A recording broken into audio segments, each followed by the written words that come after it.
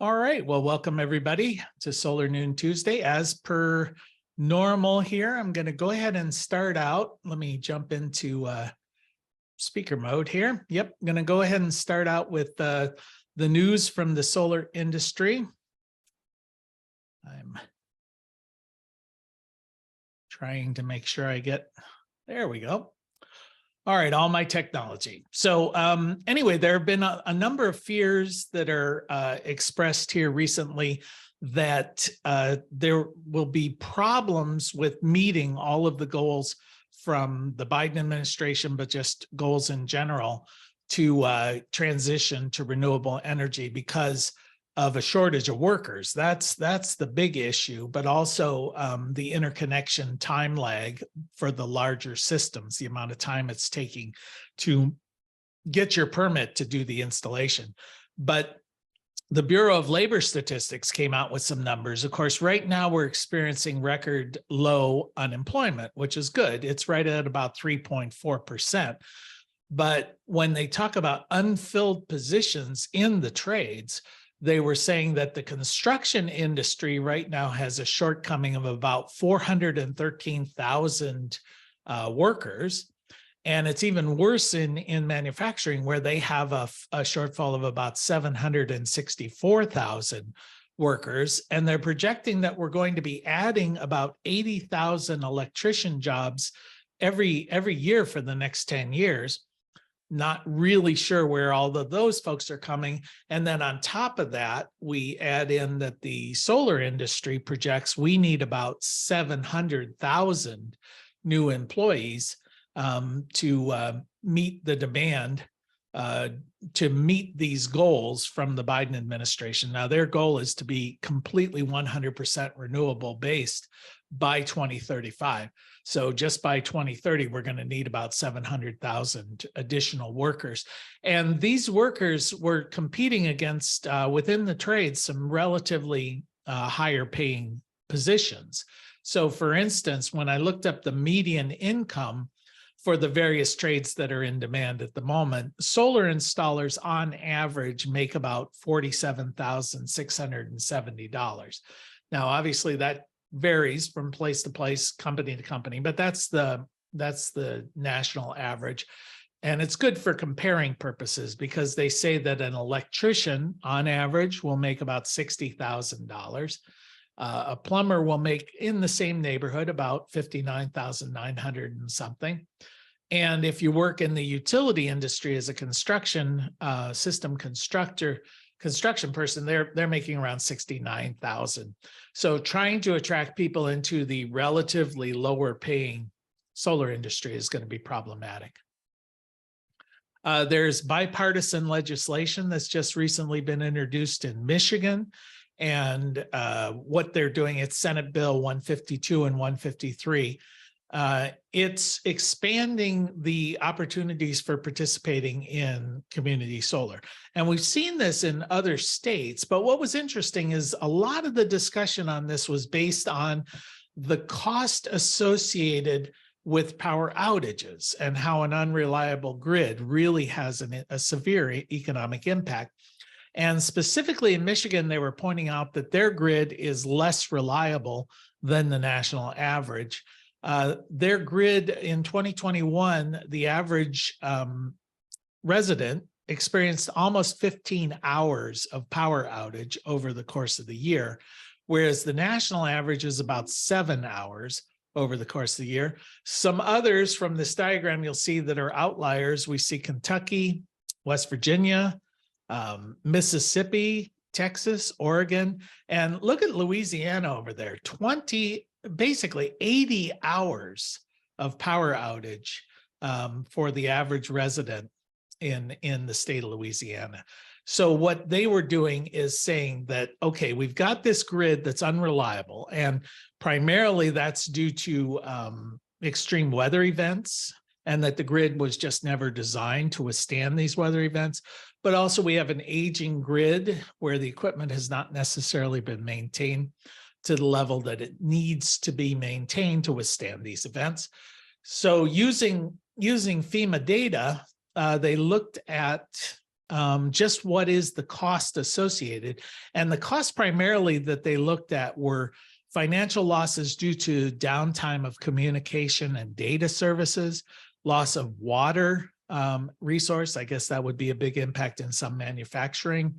And then, of course, time, loss of time, business being closed, time to fix the problems. And when they put all of these numbers together, just for the state of Michigan, they found that the economic impact of the grid outages for those 2 years was almost $5 billion. So this becomes a pretty compelling argument when you're talking about access to renewable energy, if the downside is going to be that kind of economic impact. And the study was pretty complete there. They have, you can see in this diagram, they broke it down by residential, small, commercial, and industrial, large and medium. And so the impacts can be pretty significant. Obviously, the bigger the business, the bigger the impact there. So I found that kind of interesting.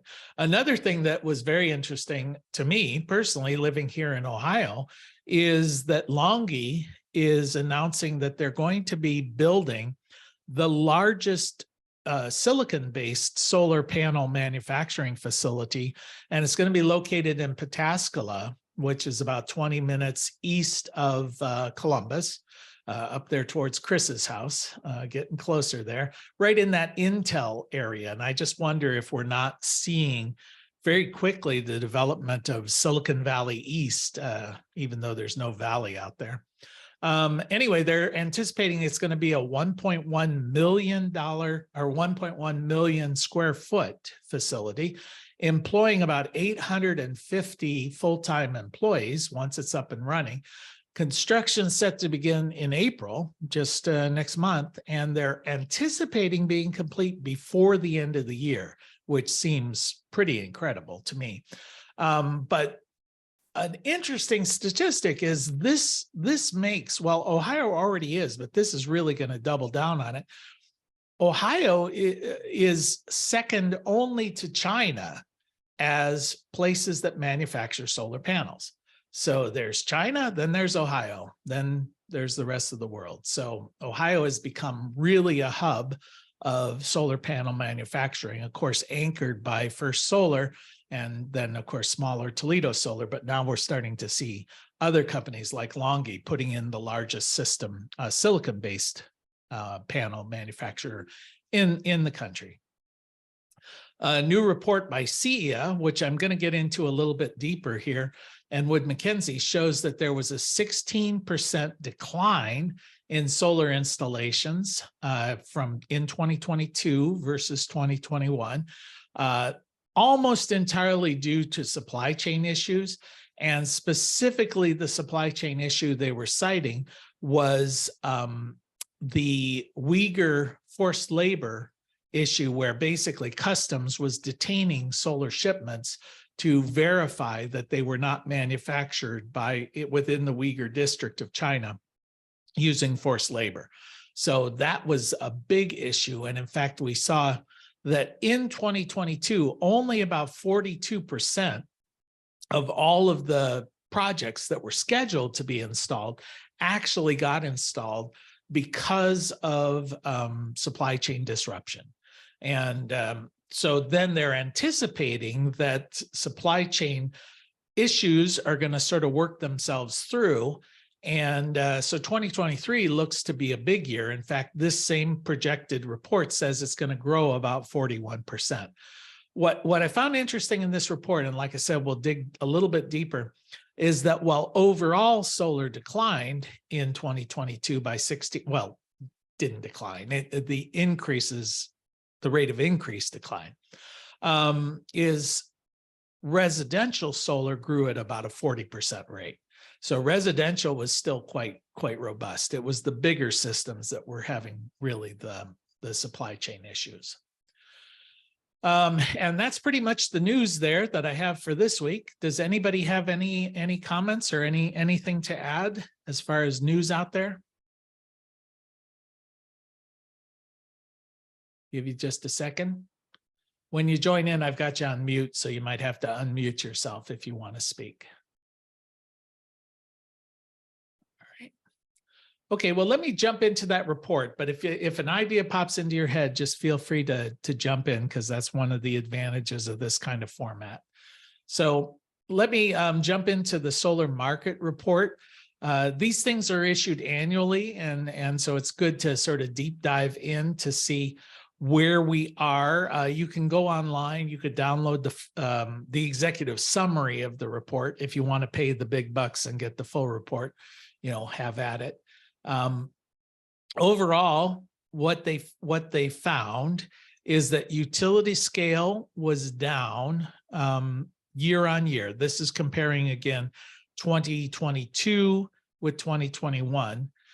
Utility scale down 31%, as I mentioned, pretty much almost entirely based on supply chain disruption. Commercial down about 6%. Then we saw community solar decrease, the rate of increase decreasing by 16%, but residential up 40%.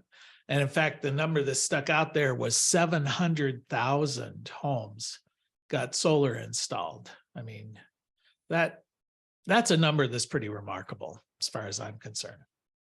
Now, of course, this isn't evenly distributed across the country. We'll touch on where a lot of this stuff is happening.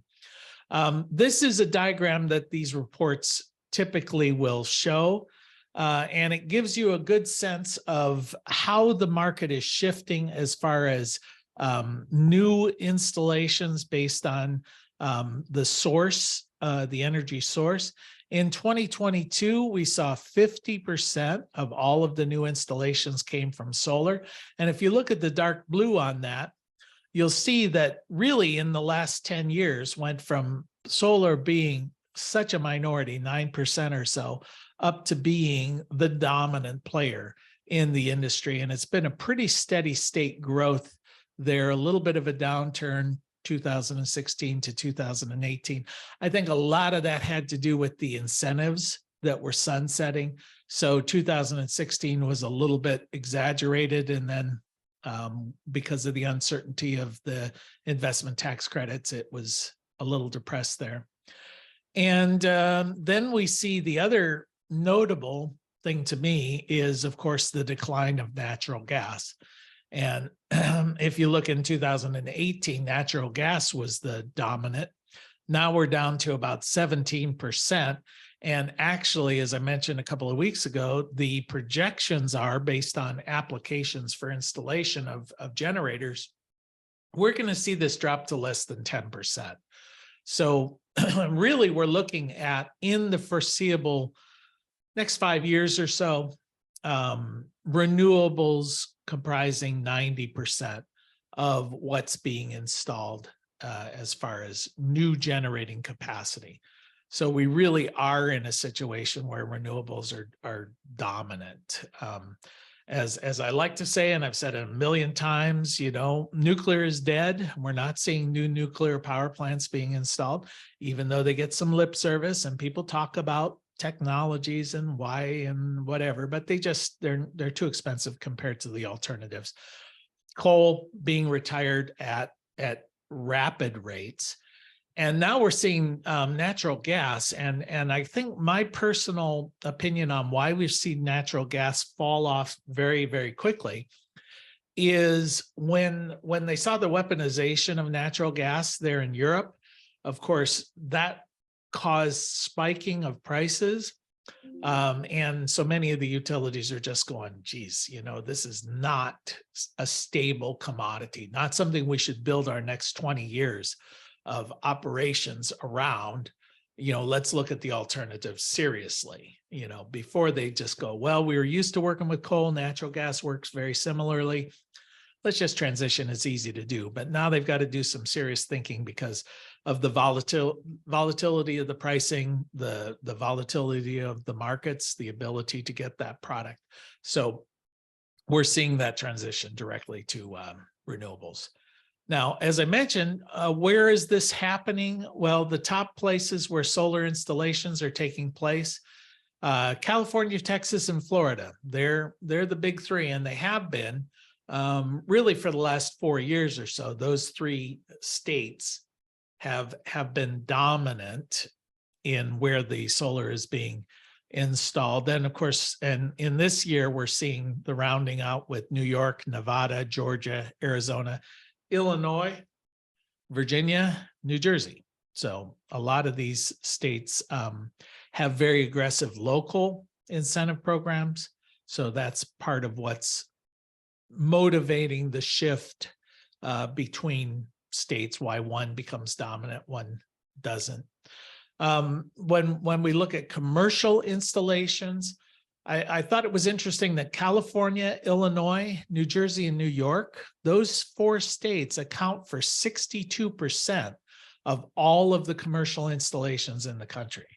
So when we see Texas and Florida being big players, they're focused very heavily on utility scale. New Jersey, New York, Illinois, they have very good incentive programs that the commercial industry is obviously taking advantage of.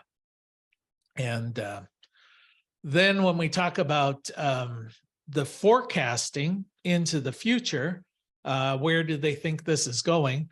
Well, even though we did see a slight decline in the increase of installations in 2022, they see it bouncing back very quickly. As I said, about a 41% increase in 2023. Some of that's going to be just catch up through the supply chain. But then they see a steady growth where effectively you end up with a 5-fold increase in installed solar over the next 10 years or so. So we go from 141 gigawatts in 2022 to 700 gigawatts in 2033. And a lot of this has to do with the stability that's been caused by the Inflation Reduction Act, because now we've got 10-year incentives there. So that's what they're projecting out. And they're also seeing a lot of growth because of the domestic supply chain. A lot of these companies are relocating here in the US, largely, again, because of the Inflation Reduction Act that incentivizes them, people to install domestically manufactured products. But we're seeing that. Now, the flies in the ointment going to be labor. Will there be enough labor to actually install this? And material cost. I mean, I was just pricing out a system here, and we're looking at metal, galvanized Schedule 40 poles, and 3-inch diameter, 10-foot piece of pipe is $250 to $300 for just a piece of pipe. So just those kind of metal costs. I mean, just not high tech stuff is really pushing up the price, which the report gets into here in just a second as well. So where are they looking at this 41% overall growth? How does that break down? Well, they're looking at 67% in the utility scale. So a real push there in utility scale. Commercial increasing 19%. Community solar, 11%. I would be surprised if it's not much more than that. New York accounted for 52% of all of the community solar, but we've seen a lot of these states, just as I mentioned earlier, Michigan going out there and saying, okay, we're going to begin to encourage community solar. So when it's approved in a state legislature, and we've seen some of these being done over the last year, then there's a rapid adoption of that. So I think we'll see community solar really jump. They're anticipating very slow growth in residential, and largely because of the implementation of the net metering 3.0 in California, where California has been the driver of residential solar. They've had very aggressive net metering program where you got paid back almost essentially retail. Now they're going into a wholesale versus retail, and they're anticipating that the California market will cool substantially as everybody deals with this. And since California has been the big dog, accounting for maybe 40–50% of the residential installed in the country, then of course that affects overall growth. So I think if you're not in California, residential market probably continue to grow like at the 40% rate that we've seen. But if you are in California, well, then you got to start behaving like the rest of us and deal with the crappy net metering policies from the utilities. And when we look at the pricing structure on the systems, you can see that the cost per watt has gone up. This would be Q4 to Q4. So the fourth quarter of 2021, the average residential cost was $3.07. Then now it's up to $3.30 per watt for residential. And when I tried to look at these numbers, it looks to me like the vast majority of these price increases are in the material cost. You know, it's really just the fact that panels, inverters, balance of systems, they're all costing more. The commercial systems, not so much of an increase, $1.65 to $1.68. Then you get into the utility fixed tilt, then it's going from 85 to 91. So it doesn't look to me like the utility or commercial systems are being impacted as dramatically. And probably because within the utility, they've been focused on first solar panels largely. So the price increases have not been dramatic, although the availability of them has been an issue, because as I mentioned a couple of weeks ago, First Solar announced that they're sold out of all their manufacturing capacity through 2026. So, you know, that availability may be a problem. But really, for those of us who are out there designing systems, the first numbers there from $3.07 to $3.30, that's significant. And I'm finding that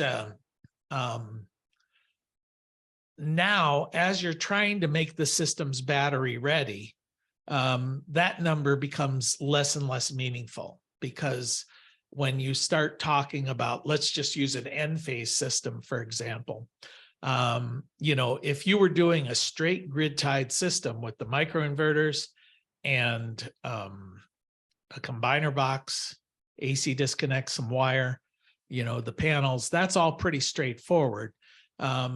But then when you start talking about, I want to make this thing battery ready, then you've got to incorporate the smart switch, the auto disconnect issue. That's going to add another $2,000 to $2,500.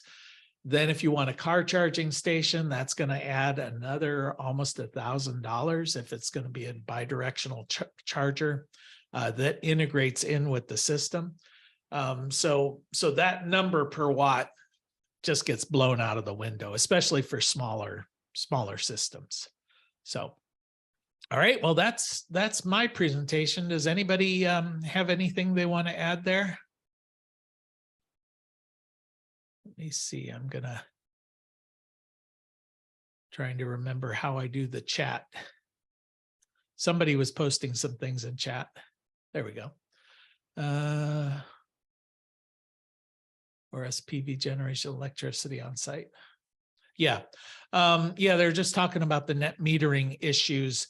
What we're finding, and I guess that goes along with what I was just talking about, where as we see the net metering laws become less and less lucrative to the homeowner, we're starting to see that battery systems make more and more financial sense.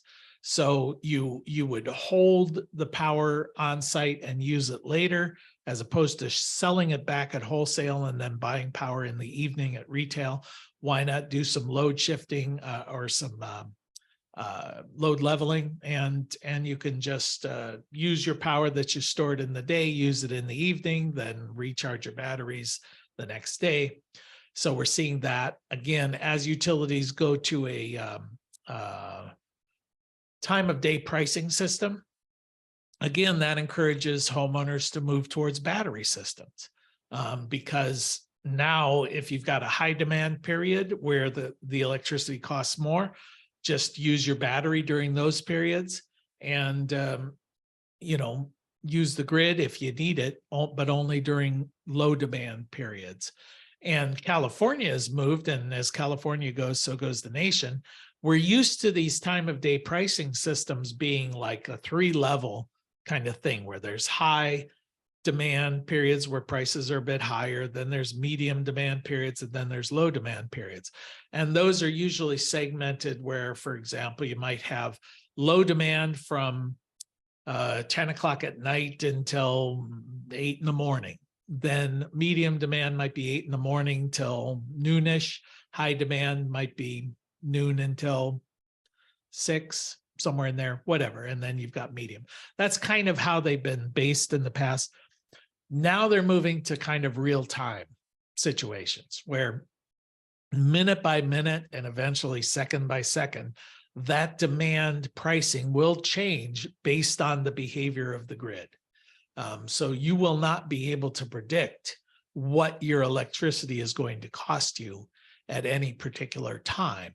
But an electronic load management system that's integrated into your PV array, it can predict. It can react, because they'll be sending a signal through the grid telling you, are you at high demand, low demand, medium demand, whatever it is.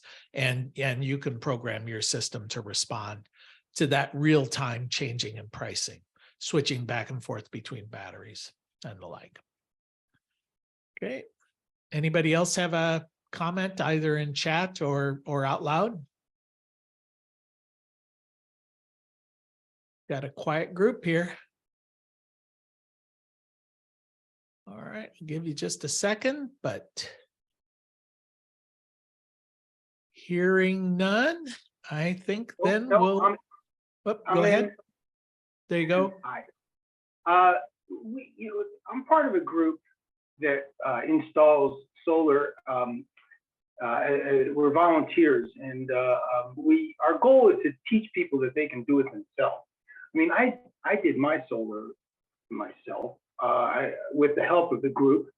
I wonder if the labor shortage could be solved by people learning to do it themselves. Because I took an N-phase microinverter and a solar panel and put a plug on the end, a 240 outlet, 240 plug, and plugged it into a dryer outlet, and it booted up and started making electricity.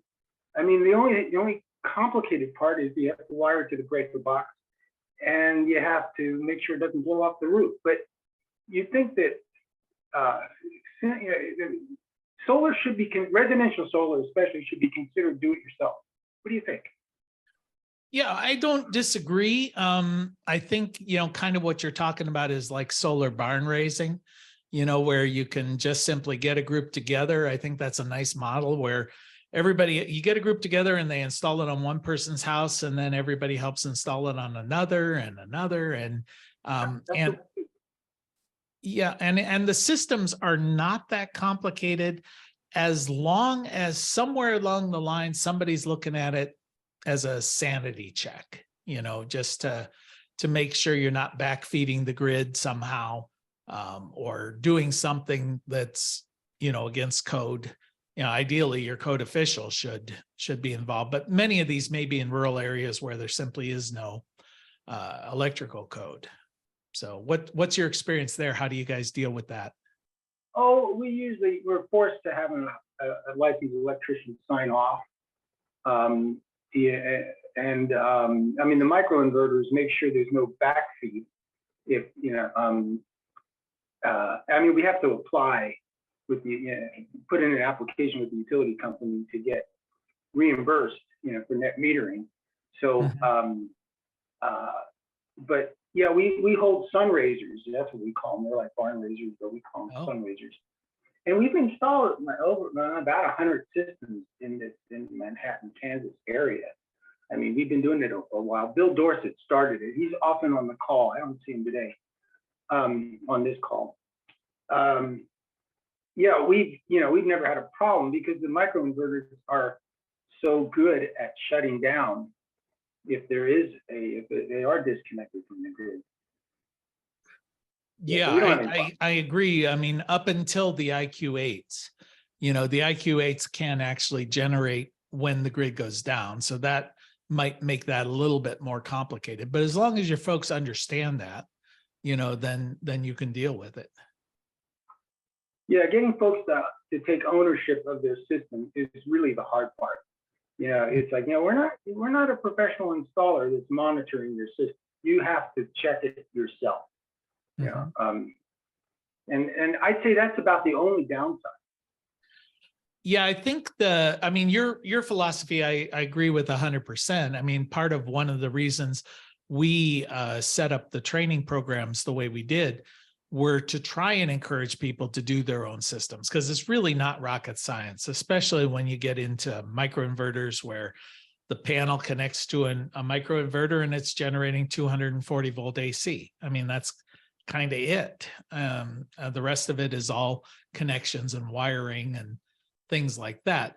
But most people don't have the confidence, to do it. They can get the skill. They can get the knowledge.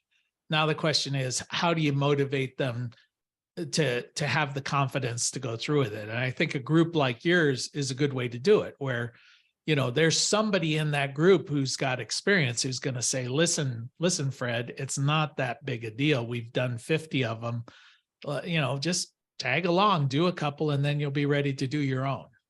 So. Right. Make sure you hit the rafter with your L-leg, and make sure you put one wire, the red wire goes into one breaker and the black wire goes into another, Uh-huh. Yeah. One thing I know from experience is, though, that 2 people can install, or 3 people can install a system in a day, and 10 people, it takes 2 or 3 days. It's like, just managing the people becomes, it's not necessarily you're getting more efficiency with more people. Right. It's like, oh, I thought you tightened it. No, I thought you tightened it.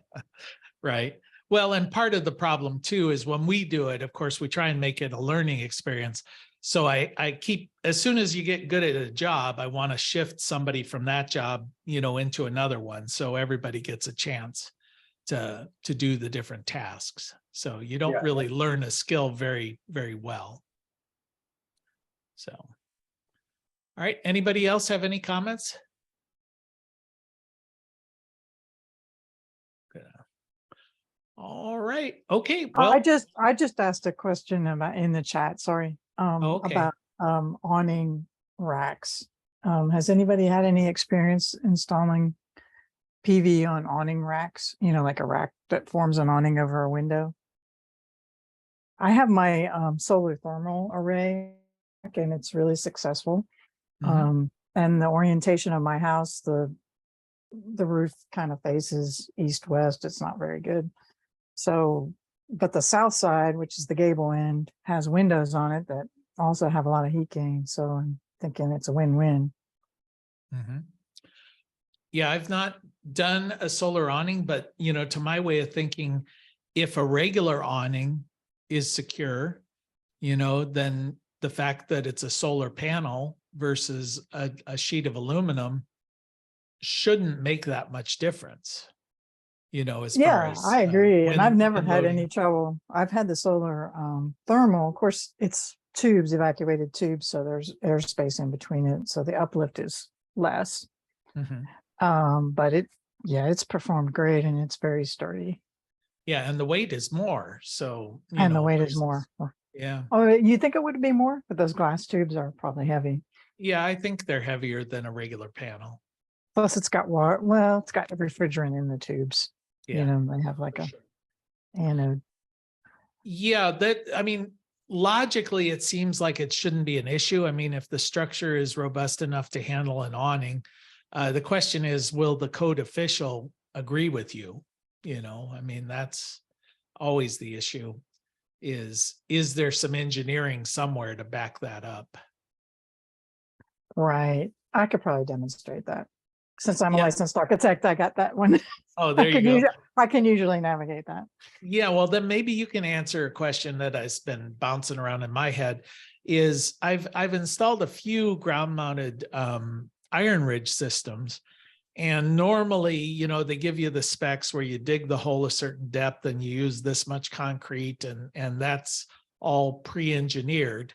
And nobody has a problem with that if you're going for a permit. But I'm wanting to install an Iron Ridge system on an existing concrete pad. So I'm hoping that I can just use a mount bracket, put the Schedule 40 pipe into that bracket, and then just bolt it directly into the concrete pad. But I don't know where I would find some sort of, justification if the code people come back and say, well, but you didn't go down 4 feet or whatever. It's like, yeah, but I attached it to a 20 by 20 foot concrete slab, Right, right. Yeah, I mean, we don't have frost depth issues here, so, that can be an issue, but if the slab is, I mean, that would be the only thing that I would say. But I mean, usually the issue with anything that's ground mounted is uplift if it's open underneath. right. And so you've got plenty of weight and you could demonstrate that as long as you're making an effective attachment to it. Yeah, I could see the argument might be that, of course, with the buried, the weight of the concrete, all of that securing it, whereas with the slab, the only thing securing it are the bolts. Right. The concrete. So the system's only as strong as the bolts that are holding it in place. Right. And you might need a broad foot, so you can kind of claim Distribute more the weight. area. Yeah, distribute. But grab more of the concrete. Yeah, I guess I would counter, it always struck me funny with the Iron Ridge systems that you go down 4 feet, you put about, the weight of a Volkswagen in concrete in there. And then their system has you attach the top cap with a set screw, so the only thing that's holding the array onto this pier is a set screw, and you're going, really? Okay. So of course, with that system, I always just take the set screw out and then drill through it and put a bolt in there. Yeah, that seems just to like hold that's not kosher. Yeah. I called the first time to Iron Ridge and said, is that going to void anything if I do that? And they said, oh no, people do that all the time. And I was like, well, yeah, let's hope. So, But yeah, uplift is usually the issue, not so much gravity. So yeah. I wouldn't guess that the thinness of the slab, it would just be making sure that it's like, does it have mesh reinforcing in it or anything you think that would tie it together to make it uniform? I don't know. It's been there a long while, but it would seem to me if it's okay to put a carport in that way, it should be okay to put a solar panel in that way or solar. Yeah, absolutely. Yeah. I mean, carports, that's where I've seen the uplift thing be kind of, in commercial, if it's engineered, they'll put these giant footings under it. And you're like, it's just an aluminum canopy, but it's really the uplift that gets them. So they're basically they're tethering it, with a weight. Hey, anybody else have any comments? I know it's like an auctioneer going, gone. And as soon as I say going, everybody, okay, yeah, I've got one. All right. So, all right. Hearing none, sold. All right. We'll see you guys next week then. Take care. Bye-bye.